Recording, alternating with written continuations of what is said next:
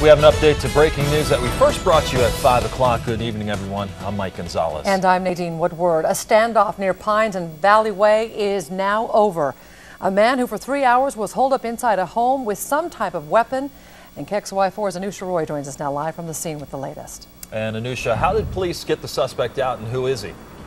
All right, well, we were told just a little bit before 6 that the standoff had ended, and it's 39-year-old Ryan Lancaster that is now in custody, and we were told a hostage negotiator was able to talk with Ryan and bring him out of the house. You know, the whole thing started at 2:30 when a call came in saying that a male suspect had gone into his girlfriend's kitchen window in an apartment complex off of Broadway, confronted the people inside, and then actually tried to shoot, but the gun jammed. The suspect, that now turns out to be Ryan Lancaster, ran to another apartment complex, confronted another man, also possibly tried to shoot again, and then that man actually chased Ryan Lancaster into the area that we're in now, which is near the intersection of Pines and Valley Way and Spokane Valley. The SWAT team was called out, the police department, sheriff's deputies, and finally the whole thing came to an end just about a half an hour ago.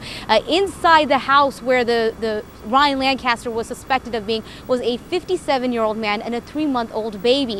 They're possibly acquaintances, but the 57-year-old man, according to investigators, had no idea that Ryan Lancaster was even in the house. So when they were made contact about 10 to 15 minutes before the hostage negotiator made contact with Ryan Lancaster, they were able to bring out the man and the baby and then talk with Ryan and have him come out as well peacefully. They're saying he made the right decision. Nobody was injured in tonight's event.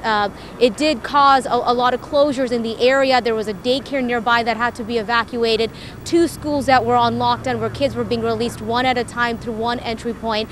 But in just talking to the deputies, I just finished chatting with them, they were saying that they couldn't have asked for a better ending to tonight's standoff, the fact that Mr. Lancaster is in custody and nobody was injured. Mike and Nadine. All right, thanks so much for all of that, Anusha, and we'll be tracking the latest developments in this case. You can follow us on Facebook and Twitter and always on KXLY.com.